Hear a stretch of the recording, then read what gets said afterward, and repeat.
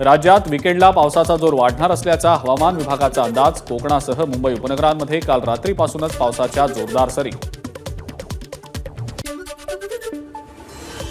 गोंदियामध्ये दमदार पाऊस. पावसामुळे अनेक भागातला वीज पुरवठा खंडित. भंडाऱ्यात मध्यरात्रीपासूनच पावसाची दमदार हजेरी. पावसामुळे नदी नाले प्रवाहित. काही भागांमधल्या घरांमध्ये शिरलं पावसाचं पाणी. अमरावतीच्या चांदूर बाजारमध्ये मुसळधार पाऊस. माधात गावातनं वाहणाऱ्या नाल्याला पूर. पुराचं पाणी गावात शिरलं. वर्ध्यातल्या 5 तालुक्यांमध्ये अतिवृष्टी. हिंगणघाट तालुक्यातले 3 मार्ग वाहतुकीसाठी बंद. वीज पडून बैल जखमी. कोठाही जळाला. वर्ध्याच्या सुरगावमध्ये अतिवृष्टीमुळे नदीला पूर. सेलू येळाकेळी मार्गावर असलेल्या पुलावरनं पाणी गेल्यानं काही काळ रस्ता बंद. शेत आणि घरांमध्ये शिरलं पाणी. वर्ध्याच्या सेलूमध्ये अतिवृष्टी. तब्बल 4 तास झालेल्या पावसामुळे अनेकांच्या घरात शिरलं पाणी. संसारोपयोगी साहित्याचं मोठं नुकसान.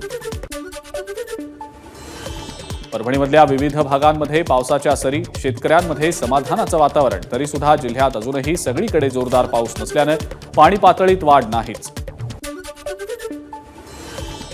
खेडमध्ये मुसळधार पाऊस. जगबुडी नदीनं ओलांडली धोक्याची पातळी.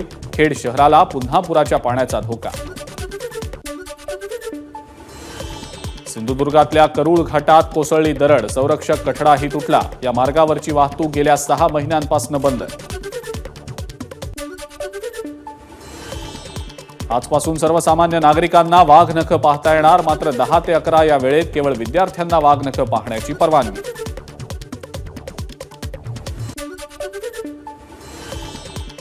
वाघनखं राज्यामध्ये आणल्याबाबत जरांगेंकडून सरकारचं कौतुक. आपण सुद्धा वाघनखं पाहण्यासाठी जाणार असल्याची जरांगेंची माहिती.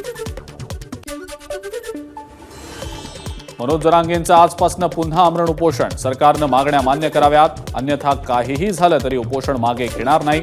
मनोज जरांगेंची भूमिका.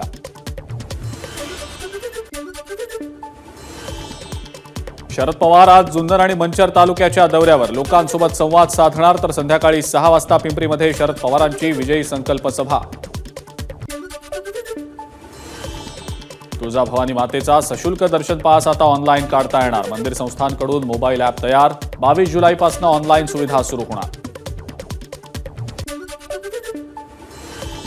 अहमदनगरमध्ये झिकाचे 2 रुग्ण आढळले. नव्यानं लागण झालेल्या रुग्णांमध्ये गरोदर महिलांचा समावेश. नागरिकांनी वेळीच उपचार घ्यावेत. प्रशासनाचं आवाहन. अकोल्यातल्या तेल्हारामध्ये मुस्लिम बांधवांना स्मशानभूमीत जाण्यासाठी रस्ताच नाही. ट्रॅक्टरच्या माध्यमातून मृतदेह न्यावा लागत असल्याचा व्हिडिओ व्हायरल. तत्काळ तोडगा काढला नाही तर आंदोलनाचा इशारा.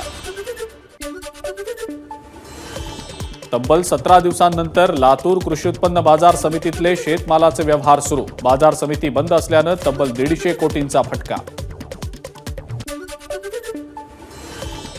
चंद्रपुरातल्या नलेश्वर मोहाडी गावामध्ये बिबट्या शिरल्यानं गोंधळ. बिबट्याच्या हल्ल्यात 6 जण जखमी. बिबट्याला जेरबंद करण्यामध्ये वनविभागाला यश. धुळ्यातल्या कापडणे गावातल्या जिल्हा परिषद शाळेमध्ये विद्यार्थ्यांच्या जीवाशी खेळ. पोषण आहारात आढळले किडे. जेवणाचं ताटही अस्वच्छ. ग्रामपंचायतीची जिल्हा प्रशासनाकडे चौकशीची मागणी. एबीपी माझा, उघडा डोळे बघा नीट.